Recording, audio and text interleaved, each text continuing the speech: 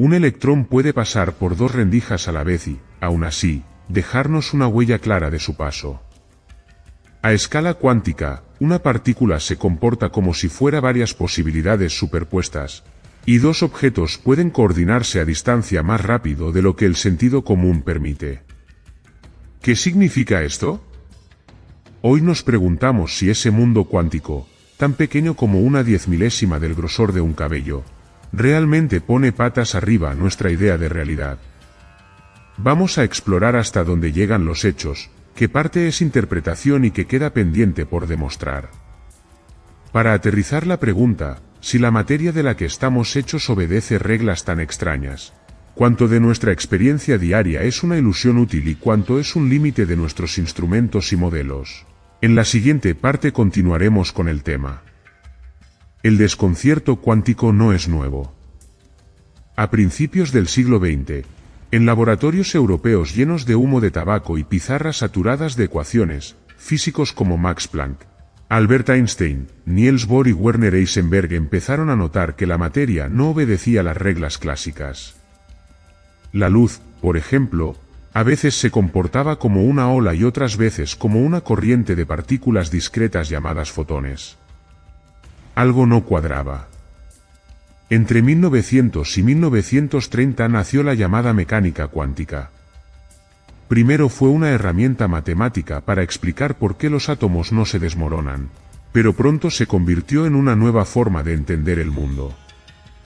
La idea era tan radical que incluso Einstein, uno de sus fundadores, se resistía a aceptar algunas de sus consecuencias, especialmente esa noción de azar absoluto en el corazón de la realidad. El famoso experimento de la doble rendija, una sencilla lámina con dos aberturas, se convirtió en el símbolo del misterio. Cuando lanzas electrones uno por uno, en lugar de producir dos franjas de impacto como una canica, forman un patrón de interferencia como si fueran olas. Es decir, cada partícula parece pasar por ambas rendijas al mismo tiempo hasta que alguien la observa. Entonces el patrón desaparece y vuelve a comportarse como una sola partícula. ¿Qué cambió? ¿El electrón o nuestra forma de mirar? Desde entonces, este tipo de resultados se han replicado en innumerables laboratorios, y con tecnologías mucho más precisas. Sin embargo, más de 100 años después, aún debatimos qué nos dicen realmente sobre la naturaleza de la realidad. ¿Vivimos en un universo determinista disfrazado de azar o en un escenario donde la observación misma define los hechos? Veamos paso a paso cómo funciona este extraño mecanismo. Imagina que lanzas una pelota hacia una pared con dos agujeros. Normalmente, la pelota pasa por uno o por el otro. Pero en el mundo cuántico, las reglas cambian por completo. Si el objeto es un electrón, no podemos decir por cuál rendija pasa. En cierto sentido, pasa por ambas a la vez. Una analogía sencilla es pensar en el electrón como una nube de posibilidades. No está en un lugar concreto, sino que tiene una cierta probabilidad de aparecer aquí o allá. Solo cuando intentamos medirlo, la nube se colapsa y el electrón elige una posición. Este proceso se llama colapso de la función de onda. Técnicamente, la función de onda es una herramienta matemática que describe el estado cuántico de una partícula. En lugar de decir el electrón está aquí, decimos la probabilidad de que el electrón esté aquí es tanto. Mientras no observemos el sistema, esas probabilidades coexisten como un abanico de futuros posibles. Aquí viene la parte clave: cuando una medición se realiza, el sistema decide un valor concreto. Pero nadie ha logrado explicar del todo qué significa ese acto de observación. ¿Es la intervención humana? ¿Es la interacción con cualquier aparato físico? O, más radical aún, ¿es un proceso inevitable del propio universo que no requiere conciencia alguna? En resumen, el mundo cuántico no funciona con certezas, sino con probabilidades. Y ese simple cambio de perspectiva ha transformado no solo la física, sino también nuestra manera de pensar sobre la realidad misma. ¿Qué implicaciones tiene esto en los experimentos? Lo veremos en el siguiente bloque. Para entender por qué la mecánica cuántica no es solo una idea extraña, sino una teoría confirmada, veamos algunas de las pruebas más sólidas que la sustentan. Primero, el experimento de la doble rendija con electrones. Cuando no observamos el recorrido de las partículas, aparece un patrón de interferencia propio de ondas. Pero en cuanto instalamos un detector para ver por qué rendija pasan, el patrón desaparece. Este cambio indica que el acto de medir altera el resultado. Segundo, el efecto fotoeléctrico. Si iluminas una superficie metálica con luz, los electrones saltan fuera del metal, pero solo cuando la luz tiene una frecuencia suficiente. Esto demostró que la energía llega en pequeños paquetes llamados cuantos, y valió a Einstein el premio Nobel. Tercero, el entrelazamiento cuántico. Dos partículas pueden correlacionarse de tal manera que, al medir una, se define instantáneamente el estado de la otra, sin importar la distancia que las separe. En 2022, el Nobel de Física fue para los científicos que confirmaron experimentalmente este fenómeno con luz y fotones, separados por kilómetros. Cuarto, la superposición controlada de átomos en laboratorios de interferometría. Se ha logrado mantener a un mismo átomo en dos estados simultáneamente durante fracciones de segundo. Esto no solo valida la teoría, sino que ha permitido el desarrollo de tecnologías como los relojes atómicos y los futuros ordenadores cuánticos. Por último, la predicción y medición del spin, una propiedad cuántica similar al giro de las partículas. Aunque el spin no tiene un equivalente clásico, sus efectos magnéticos pueden medirse con una precisión de una parte en 100 millones. En conjunto, todas estas pruebas apuntan a un mismo hecho. La mecánica cuántica describe la realidad con una exactitud numérica sorprendente. Por ejemplo, predice el comportamiento del electrón en el átomo de hidrógeno con una precisión de 12 decimales. Ninguna otra teoría física ha alcanzado tal nivel de acierto. Pero, ¿significa esto que entendemos lo que realmente ocurre? No necesariamente. Las mediciones coinciden, sí, pero el significado profundo de esos resultados sigue siendo materia de debate. ¿Son solo herramientas matemáticas útiles o reflejan algo real del universo? En el siguiente bloque pondremos a prueba esas interpretaciones con la hipótesis nula y sus alternativas. La hipótesis nula, en este contexto, sería algo así. Los resultados cuánticos no demuestran que la realidad sea indeterminada ni que la observación cree los hechos. Solo indican que nuestras herramientas matemáticas son limitadas para describir procesos a escalas muy pequeñas. En otras palabras, el misterio podría ser un efecto de nuestra ignorancia, no del universo. Veamos ahora las principales explicaciones alternativas. La primera es la interpretación de Copenhague, propuesta por Niels Bohr. Según ella, el mundo cuántico no tiene propiedades definidas hasta que lo medimos. No existe una trayectoria, una posición ni un valor antes de la observación. Esta visión funciona muy bien en el laboratorio, pero deja sin respuesta qué significa exactamente observar. ¿Requiere conciencia? ¿Basta con un detector físico? Esa ambigüedad ha generado debates durante décadas. La segunda alternativa es la interpretación de los muchos mundos, formulada por Hugh Everett. Aquí no hay colapso alguno.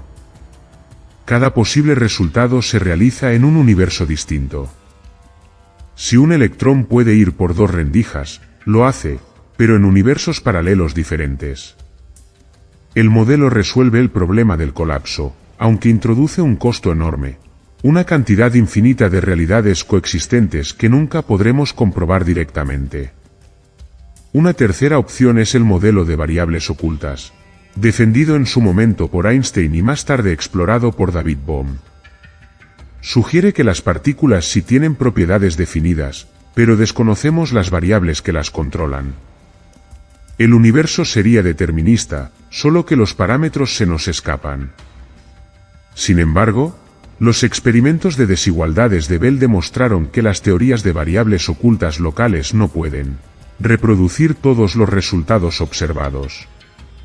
Finalmente, está la interpretación instrumentalista, la más pragmática. No intenta explicar qué es real, solo se conforma con que las ecuaciones funcionen y predigan resultados correctos. Es la preferida de muchos físicos experimentales. Mientras la teoría funcione, no importa qué haya detrás. ¿Dónde nos deja todo esto? Por ahora, la interpretación de Copenhague sigue siendo la más usada por su sencillez práctica, aunque los resultados del entrelazamiento han debilitado la idea de variables ocultas. La visión de los muchos mundos gana simpatizantes en la comunidad teórica, pero carece de pruebas directas. En resumen, la evidencia favorece una realidad probabilística y no determinista, al menos en el nivel que podemos medir. Pero aún no sabemos si esa incertidumbre es una propiedad fundamental del universo o un reflejo de nuestras limitaciones. Y esas limitaciones son precisamente el tema del siguiente apartado.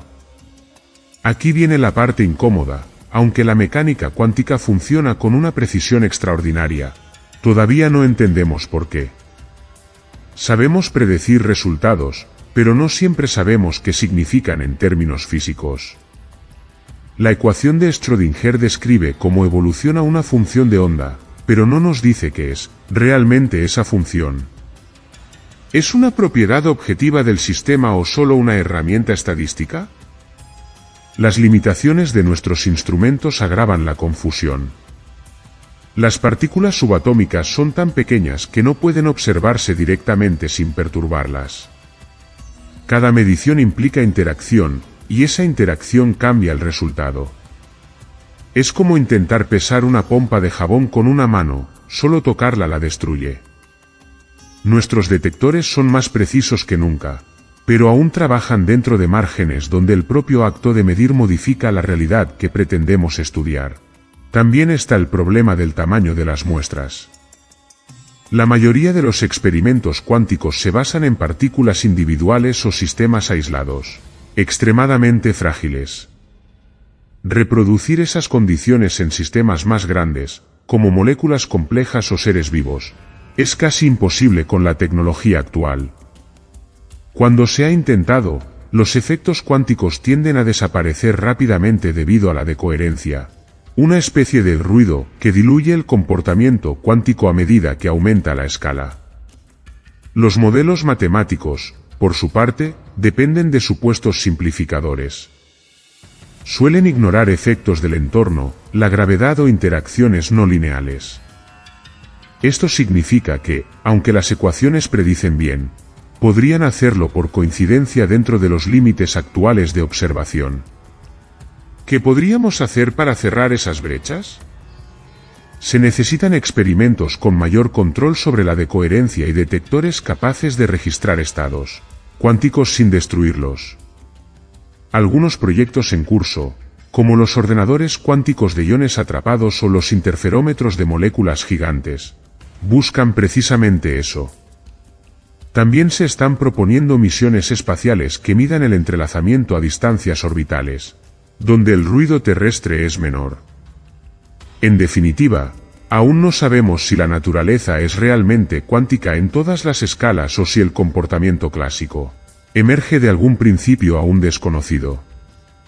La frontera entre lo que podemos medir y lo que solo podemos imaginar sigue siendo fina, y avanzar un poco más allá requerirá nuevos instrumentos, nuevas ideas y quizá una nueva forma de mirar la realidad misma. Si el mundo cuántico refleja la estructura más profunda de la realidad, las implicaciones son enormes.